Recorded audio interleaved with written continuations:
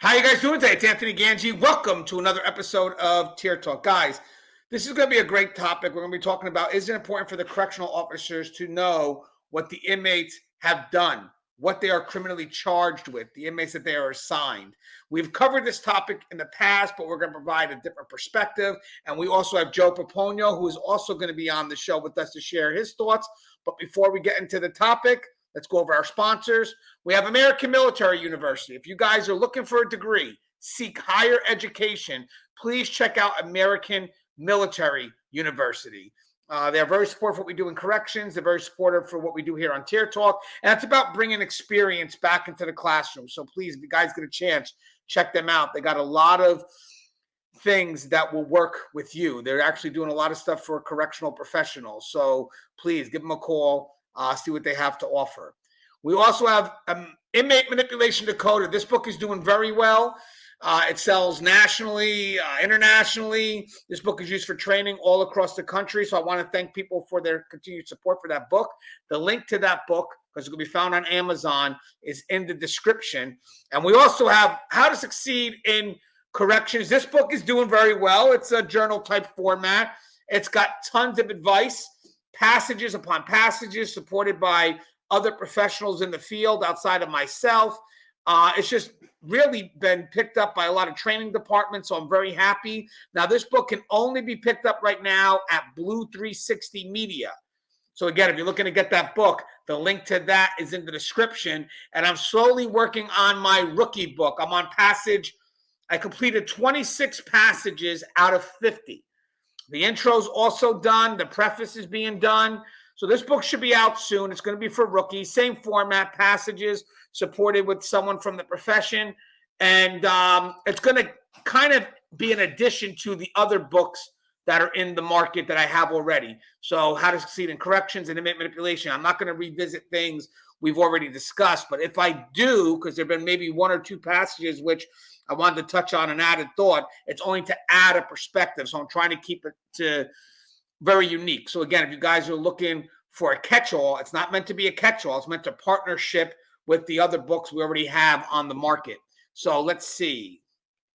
What's up, Joe? What's going on? What's happening, Anthony? What's going on? Hey, Joe, you mind hanging in there? It's a good for a Saturday afternoon. Yeah, I was going to say, I see Mama let you out of the dungeon, and you're in a actually painted lit room now. What's up? Yeah, I bought a laptop and stuff. The computer downstairs just ain't cutting it. It keeps me in the basement, so I'm trying to make this a little bit more portable for me, which means I could have some kids running around shortly. So just to give you a heads up. Hey, Joe, you mind introducing yourself to our audience? Absolutely. Good afternoon, everybody. My name is Joe Pomponio. I am a retiree of 30 years from the Texas Department of Corrections as a lieutenant. I'm currently working for local county sheriff's department in the jail division, and panel member for Tier Talk. Yes, and we love having you, Joe. I mean, it's always good to see you on. Now, again, guys, I'm writing a book for rookies.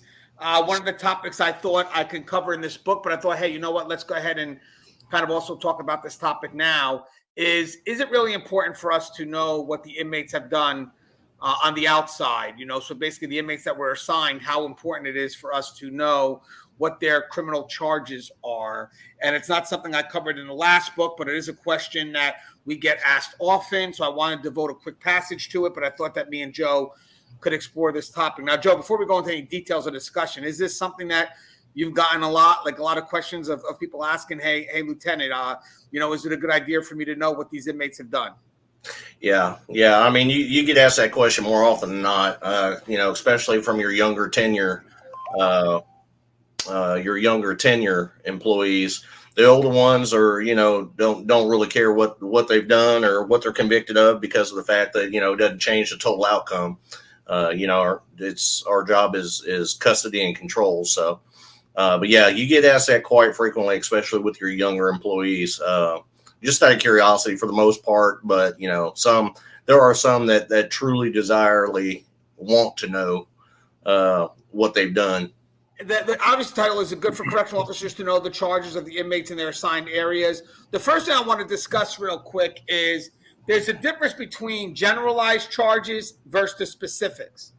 There are going to be some areas of responsibility that's going to require you to know their generalized charges. And then there'll be some areas of responsibility that require you to know their specifics.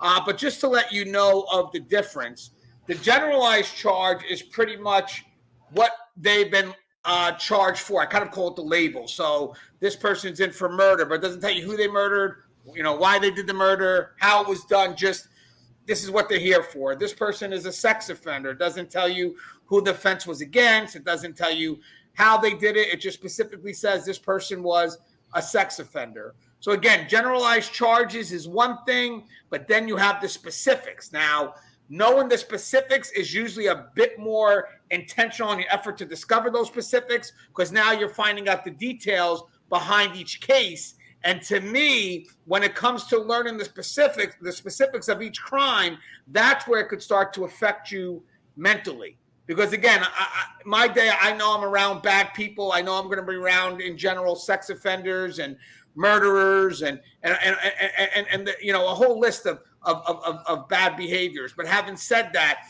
when you look at the specifics, that's when you actually see those bad behaviors being applied. And then when you read it, sometimes you have to be careful that when you're looking at it objectively, because at the end of the day, we can identify with a lot of these victims when you start reading the specifics. Like for sex offenders, there could be concerns where they have offended against children. Now, here I am a father, Joe's a father, and it's like, whoa, I could connect to that victim. And then now it makes you want to treat the inmate a bit differently. So again, there's a concern when it comes to the generalized charges versus the specifics. Would you agree with that, Joe? Yeah, I mean, typically your older and more tenured employees will only care about the generalized. Really, the only time we need to be, knowledge of any specifics, is more for your high profile offenders. The ones that are convicted of murdering police officers, correctional officers. Is he a serial killer? And the reason, we go into the specifics is due to the fact that we need to know how to handle him security wise. So, but I mean, you always get the common question, whether or not, hey, what has he done? And during the academies, we teach them, you treat them all like they're murderers, and you treat them all like they have communicable diseases. This way they're always wearing some sort of protection on their hands, whatever the case may be. But yeah, I mean, your generalized is classed into, sex offenses, murders, aggravated robbers, that kind of stuff. And, as long as you treat them firm, fair, consistent, it doesn't matter what they're there for. You treat them all the same. And it's funny because we always look at like the crime, let's say murder, like that's going to be the toughest inmate to deal with. And that's not, guys. You're going to find out that most of the inmates that are tough to deal with are the ones that don't have longer sentences, because most of them in their mind is, well, I'm not going to be here that long, so I'm not really going to adapt and adjust. I'm just going to kind of keep whiling out for some of them. Where most of the cases, the murderers, they tend to understand that this is going to be their life. And for the most part, let me figure out a way to get through this the best way possible. So again, I know we use murder because that is the extreme.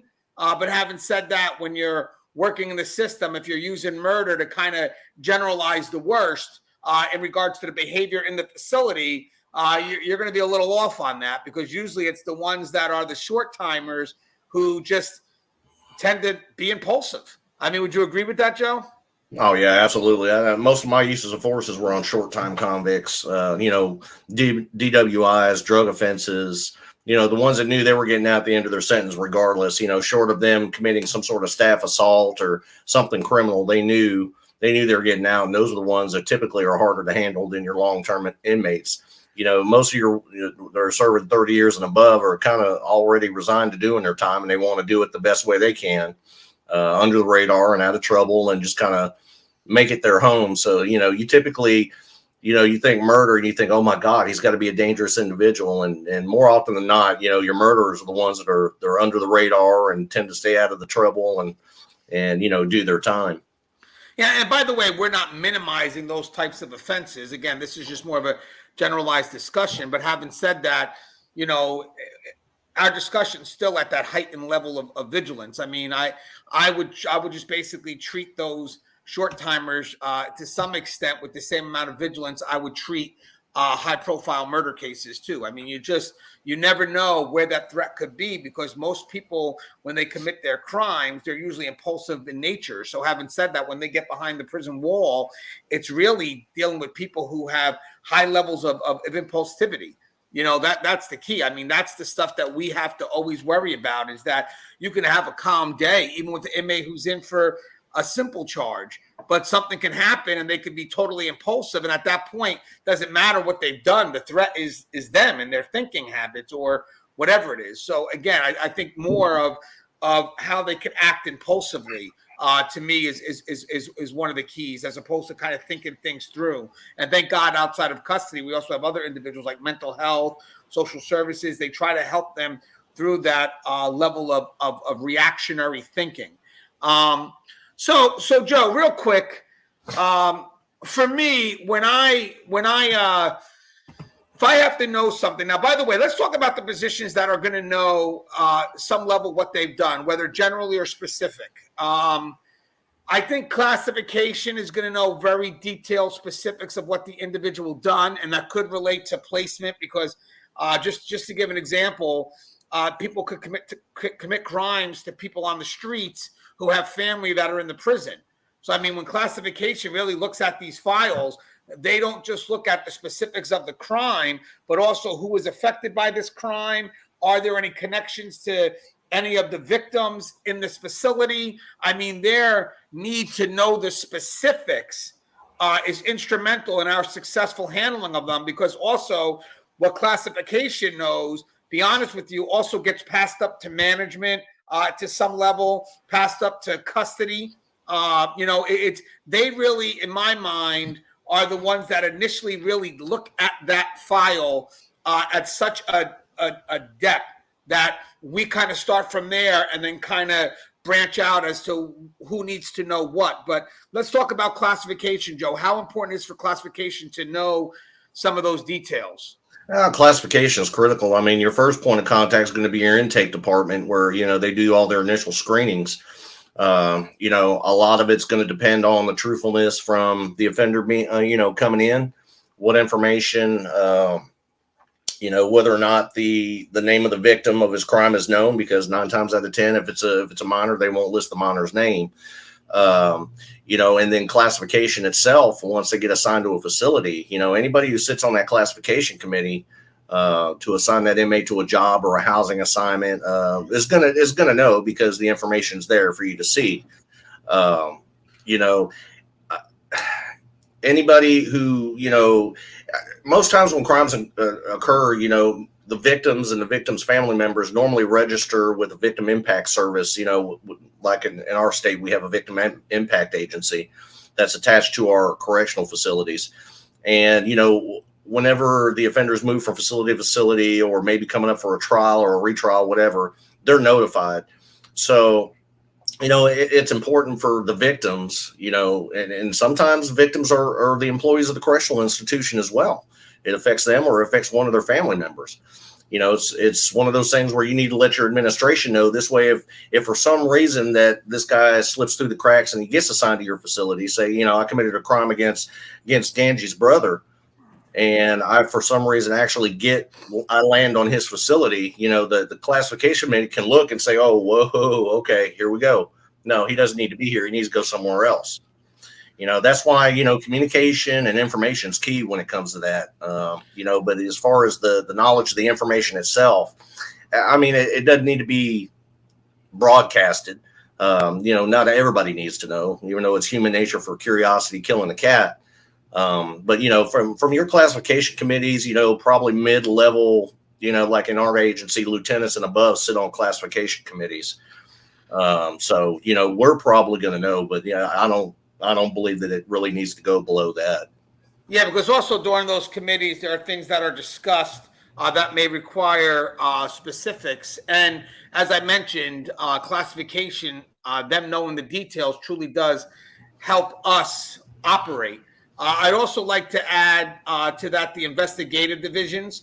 because when an inmate does come our way, they come with files of all their bad behavior, and from the streets to inside the jails to whatever it is. And then when they get handed over to whatever agency it is, it's good to know that history. I mean, do we have someone, for example, that's a gang or not a gang? I mean, who are their enemies out on the streets, and do we have any concerns when they get locked in here? And it's just good to kind of have that information available. And again, the investigative agencies do help us with the operations of the prison, because then what will happen is when we get somebody, they'll be aware, because they probably already communicated with the outside agency who's sending them your way. So whether it's police to jail, jail to county jail to the prison, or even the prison to a community release, I mean, there'll be some level of information that's passed off just to make sure that we're handling the individual appropriately, but also to make sure that there's no liability in the sitting on that information.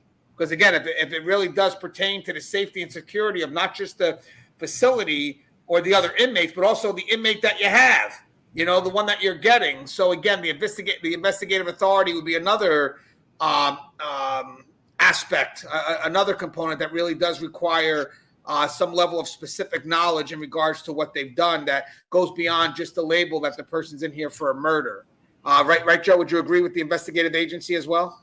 Oh, absolutely. I mean, because of the fact that, when they go through intake, they go through what they call a basic sociology panel, into their background, their birthplace, their history, their, during the intake process, a lot of the times the offenders are reluctant to give information as far as, any kind of gang membership or any kind of problems that he anticipates, because, they're kind of scared of the initial process and really don't know what to expect.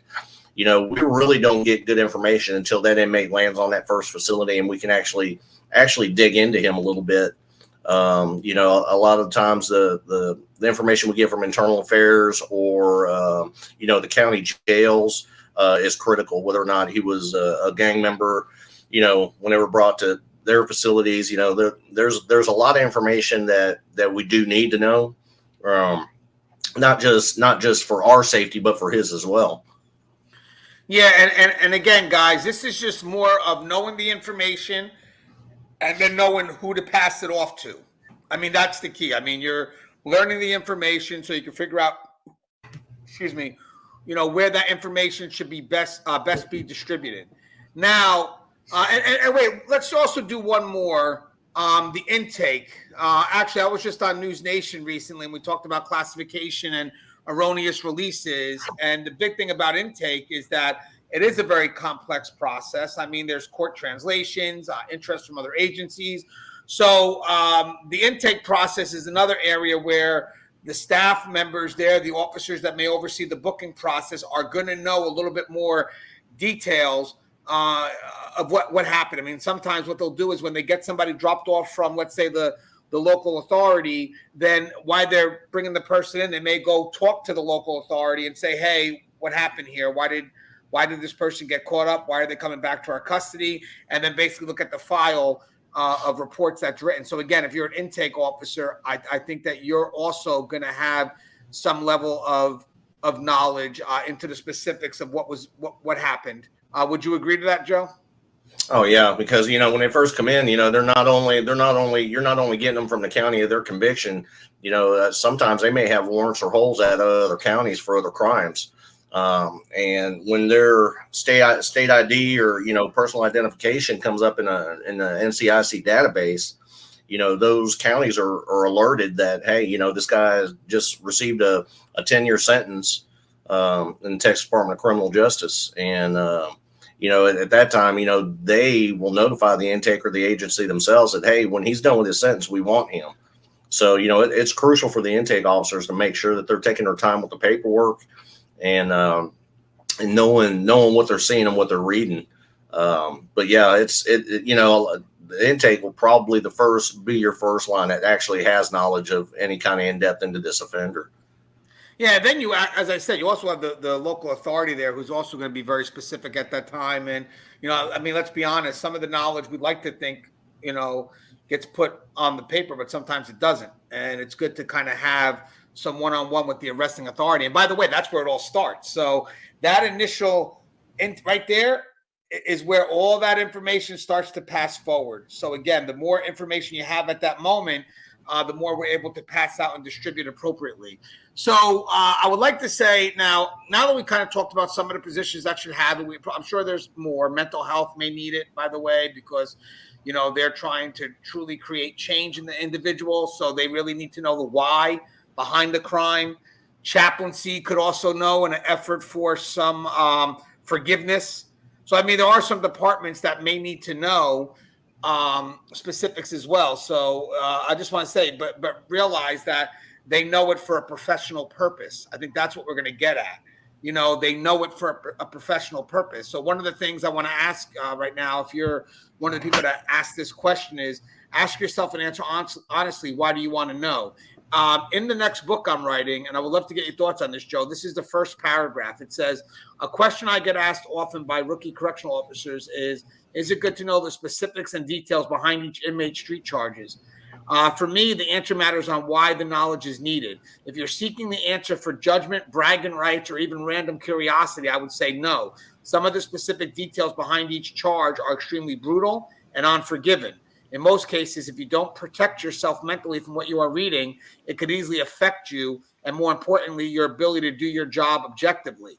I have seen a lot of officers want to know what the inmates have done, not in relationship to a professional duty that has to be carried out, but more because they want to go home and brag to their loved ones of the type of individual that they're dealing with. I mean, have you seen that, Joe? And do you think that's the right reason to seek knowledge? Yeah, I've seen it too many times, and no. I mean, my simple answer to that question is just no. Unless it's pertinent to you doing your job or it's pertinent to your job duties, yeah, there's no reason for you to know the in-depthness. It doesn't change the outcome. He's still in your custody.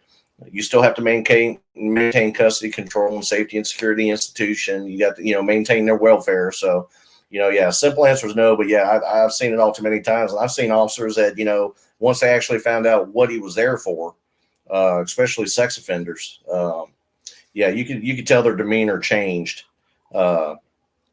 instantly. And yeah, not a good And one. it's funny that you're saying that, because so I kind of talk about this in the rookie book coming out, but there are some facilities where in general you're going to know what they've done. There's sexual offender treatment program facilities that every inmate there is a sex offender.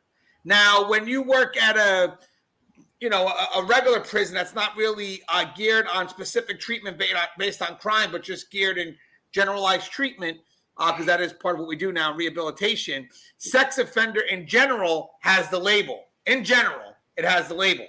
Now, when you work at a facility that's specific to dealing with sex offenders, it's no longer the sex offender label. It's the specifics behind the crime that carry a lot more weight. So, but having said that, for the staff members who are looking at that for either some bragging rights or just some level of random curiosity, or worse be judgment, you got to catch yourself and you got to stop the impulse to look for that, because the problem is it is going to affect your objectivity. Even if you don't know it, it will, because the more you start reading about it, as I said before, you start identifying somehow to the victims, and the problem is when you get that close without really protecting yourself, that's going to come out in your behaviors when dealing with that individual. I've had some staff that every time they would interact with an inmate,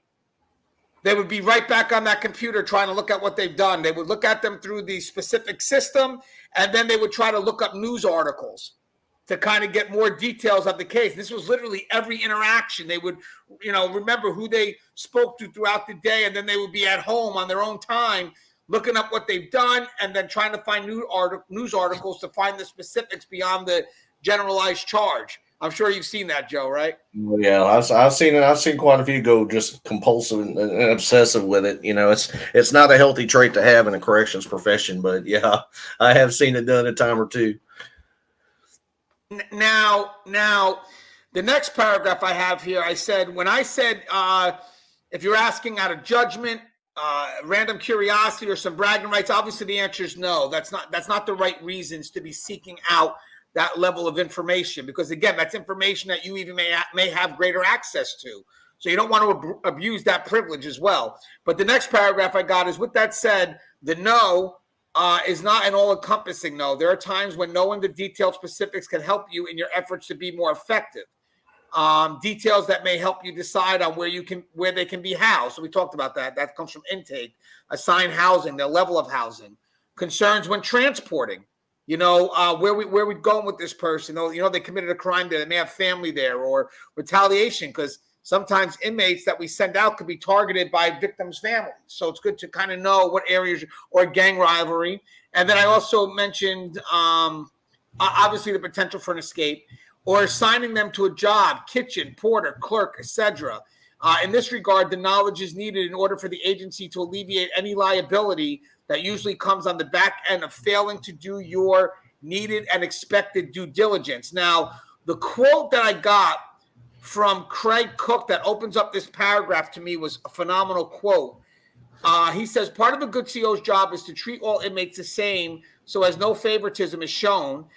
In the facility I worked within, certain officers would hit the computer immediately after a new offender arrived.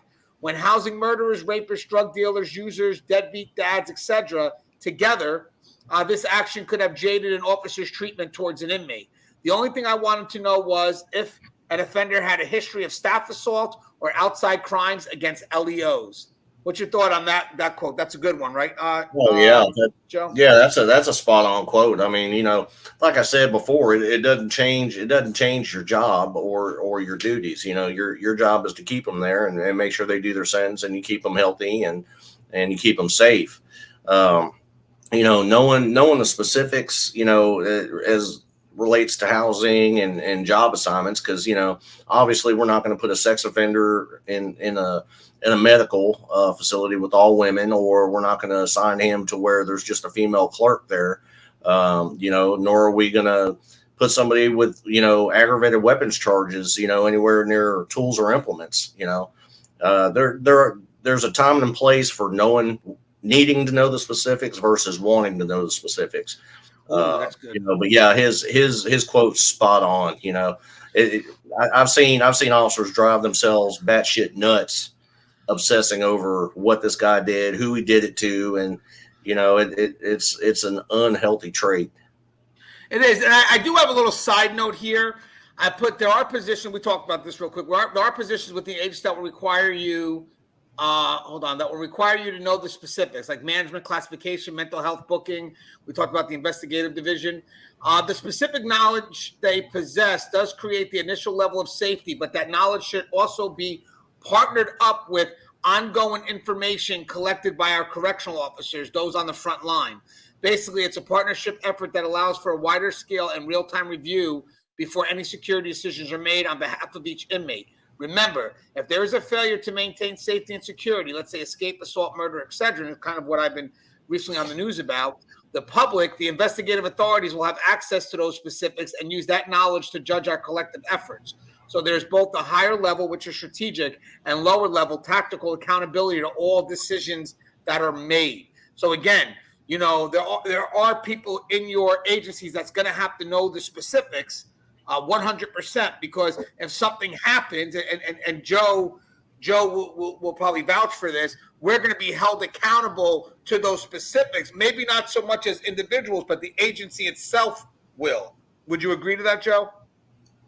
Yeah, I mean, because even after conviction, when they're brought in, there are times where people are doing somebody else's time because they just happen to be the one that got caught for somebody else's crime, and sometimes you'll run across letters of retribution, threats of violence and that kind of thing. So it's pertinent for all departments to have general knowledge. But classification and certain departments should only have specifics, unless there's something that we need to know as an agency and as a facility and individual to the shift, especially if he's a highly assaultive or he's known to have a history of being caught with shanks or weapons in a county facility. The 20 times that he was arrested prior to conviction. Like I said, there's a time and a place for the need for specifics, but it's not always. Yeah, like I have seen, like, remember, there is a partnership. Like the people that really know the information, the ones that assist with, let's say, the housing, for example, so let's say classification intake, when they get passed to a specific unit, um, custody or those who oversee those inmates at that point do expect that there was some due diligence.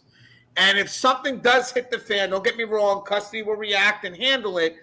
But we don't want to be handling issues that could have been discovered if you would have done the right thing the first time and really discerned the type of inmate and all those areas that need to be addressed before they get sent down to my unit. Because I've seen divides happen where, custody gets this inmate and they assume, okay, well, this inmate kind of crossed all the T's and dotted their I's, I'm sure, because at this point they wouldn't be in my unit. And then when shit hits the fan, all this specifics start to unsurface. And it's like, whoa, I didn't know all that. If that was the case, why was that person in my unit? So it's really good for those initial levels to really look in and filter, because I guess custody does rely on the people that it's their job to review those specifics to make sure that when they were in my unit, we've kind of crossed all T's and dot all I's. But again, we're there just in case shit happens. We get it. But if it's something that was just simple, that should have been caught at a glance and it wasn't, that does tend to be an issue and could cause a divide amongst departments, right, Joe?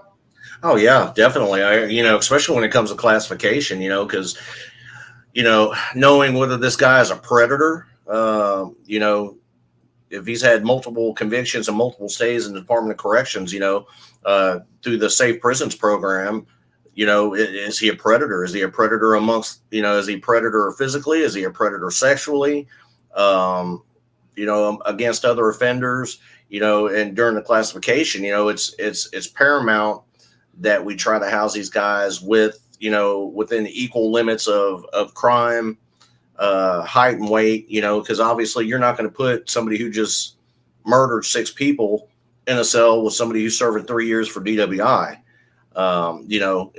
Classification is paramount. And, if anybody should take their time in reviewing the files, it's definitely classification, because one slip or one miss could lead to a catastrophe.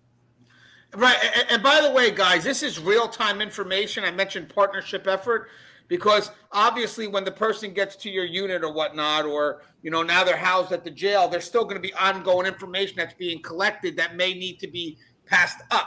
So there's always going to be this communication back and forth of what's happened yesterday, what's happening now, and just a partner effort to just be on point. And for people that don't understand how complex corrections is, that's done for everyone.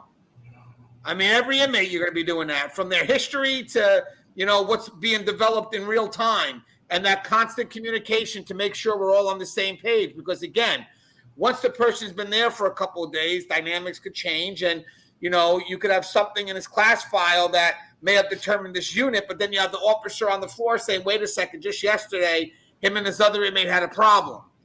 So now we have to take into account what's happening now. So again, it's the history and then what's happening now. And that's where the officers and staff that work in those facilities are so important, because, again, history keeps moving. It keeps moving. So having that discussion matters. I just want to mention, so the next part of the paragraph, I say, we talked about this, but now there may be a chance you could be assigned to a facility that already has the generalized label of what they have done. We talked about sex treatment units. Be advised, knowing the generalized label of the inmate's charge is a lot different than knowing the specifics of their actions. So even though you may already know, in general, sex offense, let's say, what they have done, intentionally chasing after the how, the specifics, could create a bias in you that may creep into your subconscious and affect your daily efforts. And we kind of touched on that. We did, because, again, if you do go too deep, you're not going to be able to see that person the same way again. I don't care what anybody says. I could be objective and know specifically what they've done. Not all the time. And granted, I will tell you one thing right now, and this may matter too. The people who kind of know the specifics, I mean the real detailed specifics, have very limited interaction with those inmates. And that's probably for that reason. That's why it's at the higher level. But for people that may not know the specifics, they may interact with them more often. I mean, yeah, they may know what they've done generally, but they also may not know the specifics. And that's actually may be okay to some extent to kind of keep the objectivity. Would you agree with that, Joe?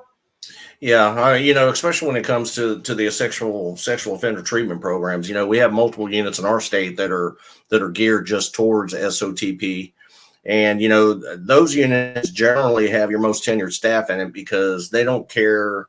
Most of them don't care what you've done. They just know you're there. They already know you're a sex offender, and it doesn't change their basic principles, and it doesn't change the outcome of the mission statement where they have to keep you safe and secure. But like I said, I've seen people who obsessed on it, and the bad part about that is when you find yourself diving that deep into somebody, and you find out the specifics. You not only use you lose your objectivity for them, you lose your objectivity for society in general. Your friends, the normal people walking on the street. And when you dig that deep and you come out of that hole, and with the knowledge that you've learned about this offender, you think, damn, these type of people walk the street, and you're out there and you're looking at people and you're already identifying them. I mean, everybody's suspect. Like I said, it's definitely not a healthy trait to take on. No, it's not. I just wanted to say in closing, two more paragraphs here I wanted to run by, get your thoughts on. So as mentioned above, knowing the inmate street charges can have its pros and cons. Sure, knowing what they have done can aid in your efforts to provide safety and security, but be mindful, all because they came in with an aggressive charge does not always make them the most problematic. In my experience, the most problematic inmates tend to be the ones who have lesser time and are extremely impulsive with their behaviors. For them, they aren't here long term, so they make no efforts to adjust to their time in jail or prison. Either way, since we don't have time to evaluate each one, your efforts at maintaining safety and security, no matter if it's a low risk or high risk inmate, should be on its highest level of effectiveness. And just remember, if you're ever seeking knowledge of the specifics of what an inmate has done, the question you should be asking yourself is, why are you seeking knowledge? Because you want to brag to your friends about the type of people you have to deal with? Are you seeking knowledge because it is an inmate you deal with daily and you want to know more about them? Or, which hopefully is the case, you're seeking knowledge because for some reason the specifics you are searching for are driven by your efforts to be more effective at carrying out your duties. Hey, Joe, before we get to closing, what would be some specific details you think that you would need, for example, if you were going to do a transport? If you're going to do a transport, you want to know, does this guy have an escape history from a county jail? Does he have an escape history from current Department of Corrections? Has he ever fled from the police on foot? If he's just a flighty individual in general, is he assaultive? Has he committed crimes against women? Because, 9 times out of 10, when you take one, you transport one to a hospital, there's female nurses there. So, you want to know specifics on definitely escape and assault history, because that's going to tell you how guarded this inmate needs to be. And really, they should all be guarded the same, regardless of history. They should be properly restrained, properly supervised, properly transported, and given the same level of custody, regardless, DWI or not. I mean, it's like me, even when I transport trustees from our county jail to a hospital, I know they're trustees, but still, you're going in handcuffs, belly belt, and leg restraints. I don't care if you're a trustee, because it's a basic common practice that you should use regardless of custody history. But, when it comes to transporting, knowing their crime and knowing, if this guy has an escape history attempt or escape attempt history, if he's got, if he's able to defeat hand restraints, if he's defeated any kind of hand restraints within his, criminal career, that's something you need to know. Whether he's assaultive, that's something you need to know. If he's manipulative, if he's, you got some that'll fake illnesses just to get to a hospital or to get somewhere. There the basic things you definitely need to know are assault, escape, and restraint defeat history for sure. Yeah, and guys, again, look at what Joe said. Joe basically said things that are related to the detail, what you have to carry out. Excuse me, what you have to carry out. So again, if you're asking, if your reasons for knowing are simply because you need it for the job you're going to do to be more effective, then 100% get the information you need and then go ahead and be more effective at what you're doing. But again, if your effort's just to be curious or just to kind of chase after it, know for a fact that it opens up a whole door, like a Pandora's box, that you have to be wary of, because it could affect you. Again, not just dealing with the inmate, but also just maybe affect you personally, with how detailed some of these crimes are. Hey, Joe, anything you'd like to say in closing, sir? Yeah, when it comes to the information, it's human nature. We all want to know, and curiosity is not always a good thing. Especially when it comes to our job and how we perform our job. Don't obsess over specifics over an offender. When they come to your facility, you should be treating them all the same anyway. So specifics really shouldn't matter unless there's a time and a place for it. That, like we've already discussed, whether it's classification, job, transport, whatever the case may be. Obsessing over it is definitely not a healthy trait. It will affect you personally. It will also affect you professionally. It will also affect your family lives. I've seen it destroy marriages because somebody obsessed over it, and it's just not a good practice. It doesn't matter what they've done. Especially if you're frontline, custody staff or correctional officers. Your job is to keep them safe, keep them there, and give them the basic human needs that we're upheld to under law. So, don't obsess over specifics. And generally it really doesn't even matter unless, they've shown a pattern in an institution that, we have to look at them in a different light or maybe do something different with them. But, the main thing is just make sure you treat everybody firm, fair, and consistent. And, don't let the little things interrupt your personal life, because you're basically letting the specifics of an offender's livelihood and what he's done, criminally affect you and your life personally, and it's not worth it.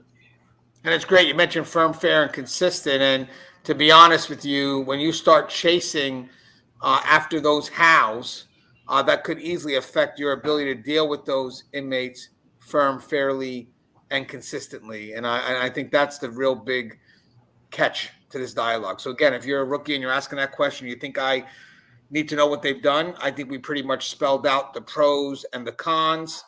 A lot of it really is depending on the level you're at, but a lot of it really is, why you want to know. I mean, that's something you need to ask yourself. As always, guys, the show is Tier. If you haven't, please subscribe, interact, engage, comment, hit that bell. Bell's going to notify you every time I post a video. Stay safe.